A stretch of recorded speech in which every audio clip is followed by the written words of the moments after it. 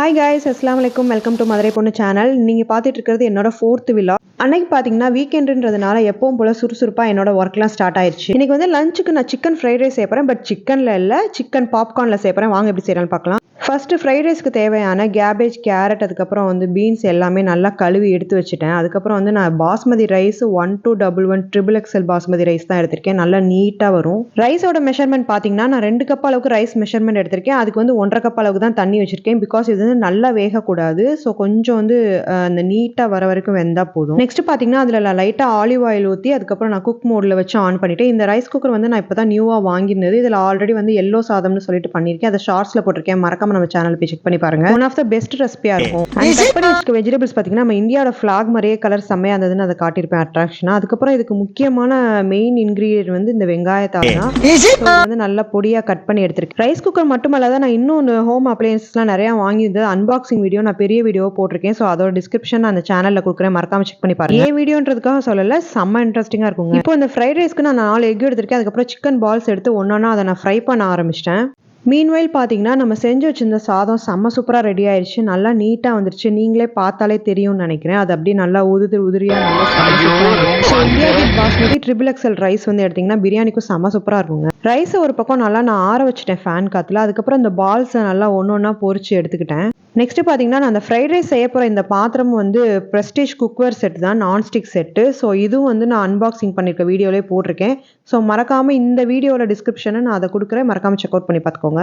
Next பார்த்தீங்கன்னா இப்போ egg roast பண்ணி எடுக்க போகிறேன். ஸோ அதுக்கு வந்து ஒரு 2 டேபிள் ஸ்பூன் அளவுக்கு ஆயில் விட்டு அதில் 4 எக்கு வந்து நல்லா உடச்சி ஊற்றிட்டு நல்லா அதை மிக்ஸ் பண்ணி அது தனியாக ஒரு பவுல் எடுத்து வச்சுக்கிட்டேன். எக்கு பார்க்கும்போதே செம்ம சூப்பராக கலர்ஃபுல்லாக இருந்ததுங்க. நெக்ஸ்ட் ஸ்டெப்பு பார்க்குறதுக்கு முன்னாடி நம்ம சேனலை சப்ஸ்கிரைப் பண்ணாதவங்க மறக்காமல் சப்ஸ்கிரைப் பண்ணிட்டு இந்த வீடியோ கண்டினியூவாக பாருங்க. அப்புறம் ஒரு முக்கியமான விஷயம், என்னோட ஒவ்வொரு வீடியோலையும் நான் யூடியூப்க்கான ஒரு குட்டி குட்டி டிப்ஸ் அண்ட் ட்ரிக்ஸ் வந்து நான் சொல்லிட்டே இருப்பேன் எண்டில். ஸோ இந்த வீடியோலையும் நான் அதை சொல்லியிருக்கேன். அதை பிகினிங்கில் சொல்ல, இப்போ மிடில் சொல்கிறேன். ஸோ அதை மறக்காம செக் அவுட் பண்ணி பாருங்க. எண்டு வரைக்கும் வீடியோ மிஸ் பண்ணாமல் பாருங்க. நெக்ஸ்ட் ஸ்டெப் போயிடலாம். நான் இந்த ரெசிபிக்கு ஒரு மீடியம் சைஸ் வெங்காயம் வந்து நீட்டாக கட் பண்ணி வச்சு அதையும் வதக்கிட்டேன். இந்த ஃப்ரைட் ரைஸ் செய்யறதுக்கு முக்கியமான ஸ்டெப் என்னன்னா எந்த ஒரு இன்க்ரீடியன்ஸுமே நல்லா வதக்கிடக்கூடாது. ஸோ வெங்காயமும் மைல்டாக வதக்கிட்டு அதுக்கப்புறம் நான் கட் பண்ணி வச்சிருக்க கேரட், பீன்ஸ், அதுக்கப்புறம் கேபேஜ்னு ஒவ்வொன்றா ஆட் பண்ணி அதையும் வதக்கி விட ஆரம்பிச்சிட்டேன். தேவையான அளவுக்கு சால்ட் வேணும்னா அதிலே போட்டு அதையும் நல்லா மிக்ஸ் பண்ணி விட்டுக்கோங்க. மறுபடியும் ஒன்ஸ் ரிமைண்ட் பண்ணுறேன், எல்லா வெஜிடபிள்ஸையும் நல்லா வந்து குக் பண்ணிடாதீங்க. அது வந்து ஹாஃப் பாயில்டாக தான் இருக்கணும். அப்படி இருந்தால் தான் நம்ம எக்ஸாக்டாக நம்ம சாப்பிட்ற அந்த ஃப்ரைட் ரைஸ் ரெஸ்டாரண்ட் ஸ்டைலில் சூப்பராக வரும். அதுக்கப்புறம் இதில் வந்து 1 டேபிள் ஸ்பூன் அளவுக்கு நான் பெப்பர் ஆட் பண்ணியிருக்கேன். அப்புறம் வந்து நான் பால்ஸ் பொரிச்சு வச்சுருந்தேன் இல்லையா, அதை வந்து நான் பீஸாக கட் பண்ணி இதில் நான் அப்படியே ஆட் பண்ணி பரட்டி விட்டுட்டேன். ஃபைனலாக நம்ம செஞ்சு வச்சுருக்கிற ரைஸ் எடுத்து அதையும் போட்டு நல்லா அதில் மிக்ஸ் பண்ணி விட்டுட்டு டாப்லையும் அப்புறம் பாட்டம்லையும் நல்லா வந்துட்டு அந்த ரைஸை மிக்ஸ் பண்ணி விட்டுக்கோங்க. அது வந்துட்டு ரைஸ் உடையாமல் பார்த்து கொஞ்சம் இதாக மிக்ஸ் பண்ணி விட்டுக்கோங்க. நம்ம ஆயில் போட்டு ரைஸ் வச்சுருக்கிறதுனால அது உடையாது மேக்ஸிமம். நெக்ஸ்ட் ஸ்டெப்பில் பார்த்தீங்கன்னா நான் சோயா சாஸ் ஊற்றி தான் இதை நான் மிக்ஸ் பண்ணியிருப்பேன். அந்த கிளிப்பிங் இதில் எப்படி மிஸ் ஆச்சுன்னு தெரியல. அதுக்கப்புறம் பார்த்தீங்கன்னா வினிகர் ரெண்டுமே வந்து 1 டேபிள் ஸ்பூன் அளவுக்கு தான் நான் ஊற்றிருக்கேன். அதையும் போட்டு நல்லா மிக்ஸ் பண்ணிவிட்டு ஃபைனலாக வந்து ஒரு 1/2 ஸ்பூன் அளவுக்கு பெப்பர் போட்டுட்டு அப்புறம் நம்ம வந்து கிண்டி வச்சுருக்கிற அந்த குக் பண்ண எக்கையும் அதில் போட்டு நல்லா அதை மிக்ஸ் பண்ணி விட்டுக்கோங்க. ஃப்ரைட் ரைஸில் மிக்சிங் தாங்க ரொம்ப முக்கியமான ஒரு பார்ட்டு. இது வந்து கொஞ்சமாக ரைஸ் பண்ணுவாங்க. ஸோ அதுக்கான ஆழமான சட்டியை எடுத்து நல்லா பயங்கரமாக மிக்ஸ் பண்ணுவாங்க. நம்ம வந்து கொஞ்சம் பெரிய சட்டியில் நிறையா ரைஸ் செய்கிறதுனால நான் இந்த பெரிய சட்டியில் போட்டு மிக்ஸ் பண்ணிகிட்ருக்கேன். நல்லா மிக்ஸ் பண்ணிக்கோங்க.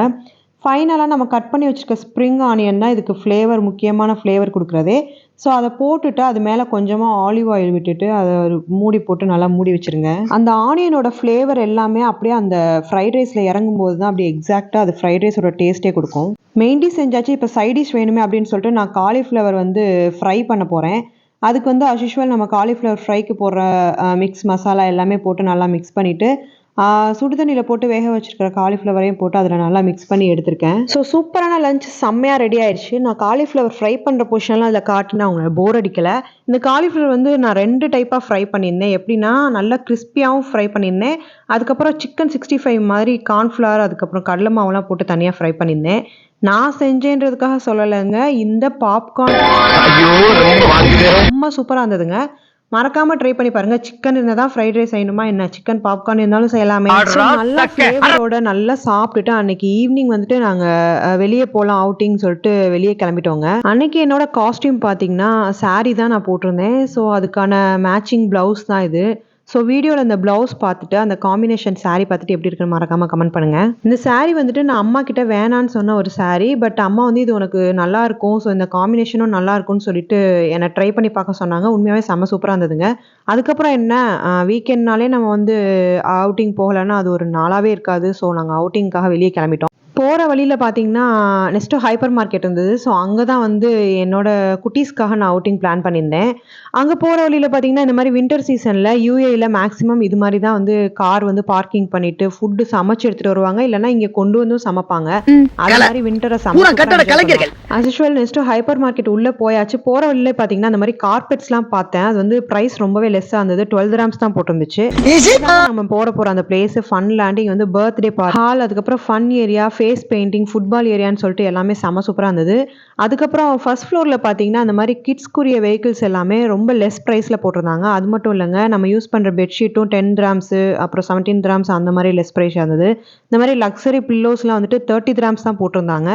அதுக்கப்புறம் டோர்மேட்லாம் பார்த்தீங்கன்னா 4 dirhamsலேருந்து 10 dirhams அந்த ரேஞ்சில் தான் இருந்தது. இந்த ஆஃபர்ஸ்லாம் இந்த வீக்கெண்ட் மட்டும் இல்லைங்க, இது வந்து அடிக்கடி போடுற ஆஃபர்ஸ் ஆமாம். அங்கே ஒர்க் பண்ணுற ஒரு சேல்ஸ் பர்சன் கிட்ட கேட்டேன், அவங்க தான் அதை வந்து எக்ஸ்பிளைன் பண்ணாங்க. ஸோ இதில் வந்து அடிக்கடி போடுற ஆஃபர்ஸ் தானாமா. இப்போ பார்த்தீங்கன்னா அந்த கிட்ஸ்க்கான ப்ளே ஏரியா ஃபன் லேண்டுன்ற ஏரியாவுக்கு வந்துட்டோம். இங்கே பார்த்தீங்கன்னா செம்ம சூப்பராக கலர்ஃபுல்லாக அவங்க ப்ளே பண்ணுற அந்த டிராயிங் எல்லாமே செம்ம அட்ராக்ஷனாக வரைஞ்சி வச்சுருந்தாங்க. அந்த போர்டில் மென்ஷன் பண்ணியிருக்க மாதிரியே இங்கே வந்து ஃபன் ப்ளே ஏரியாவாக செம்ம சூப்பராக இருந்தது. ஸோ ஸ்லைட்லேருந்து ஸ்விங்லேருந்து அதுக்கப்புறம் ஃபேஸ் பெயிண்டிங் சொன்னாங்க, அந்த ஜம்பிங் டோர்னமெண்ட் எல்லாமே செம்ம சூப்பராக இருந்துச்சுங்க. என்னோட பசங்களும் செம்ம சூப்பராக என்ஜாய் பண்ணாங்க. இந்த லொக்கேஷன் எங்கே இருக்குது அப்படின்னு பார்த்தீங்கன்னா அல்தல்லா அஜ்மானில் இருக்க நெஸ்டோ ஹைப்பர் மார்க்கெட் தான். ஸோ நான் அதை ஸ்க்ரீன்லேயும் டிஸ்பிளே பண்ணுறேன், மறக்காமல் பார்த்து செக் அவுட் பண்ணிக்கோங்க.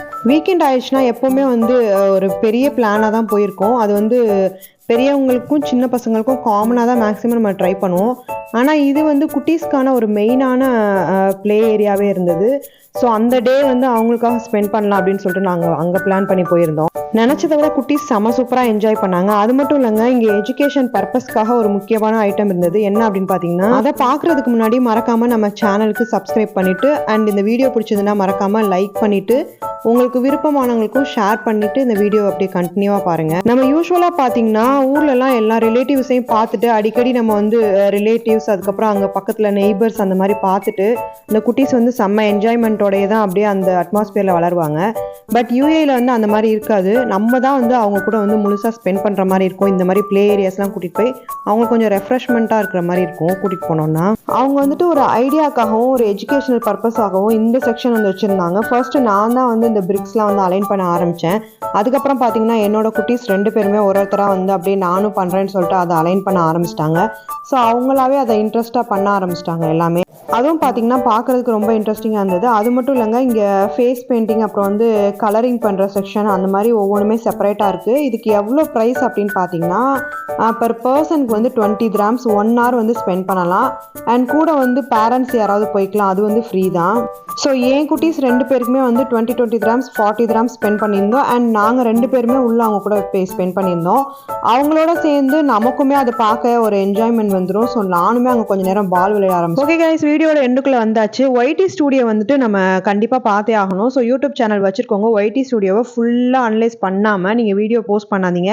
அதுலேயே ஃபுல் அண்ட் ஃபுல் நமக்கு என்ன மாதிரியான வீடியோஸ் போஸ்ட் பண்ணணும், எப்போ பண்ணணும், என்ன டைமிங், ஆடியன்ஸ் எவ்வளோ பேர் பார்க்குறாங்க எல்லாமே போட்டிருக்காங்க. ஸோ அதுதான் இந்த வாரம் டிப்ஸ் அண்ட் ட்ரிக். அப்படியே நான் சொன்ன இந்த டிப்ஸ்லாம் உங்களுக்கு யூஸ்ஃபுல் அப்படின்னா மறக்காம நம்ம சேனலுக்கு லைக் பண்ணிட்டு அப்படியே நம்ம வீடியோ கண்டினியூ பாருங்க. ஃபைனலாக எங்கள் டேவோட எண்டு வந்து இந்த ரெஸ்டாரண்ட்டில் தான் கம்ப்ளீட் ஆச்சு. இங்கே தான் நாங்கள் ஒரு 3 ரெசிபிஸ் ஆர்டர் பண்ணி ஃபினிஷ் பண்ணிட்டு எங்கள் டின்னரை நாங்கள் வந்து அந்த வீடியோ நான் ஆல்ரெடி ஷார்ட்ஸில் போஸ்ட் பண்ணிருக்கேன். மறக்காம நம்ம சேனலை போய் செக் பண்ணி பாருங்க. தேங்க்யூ ஃபார் வாட்சிங்.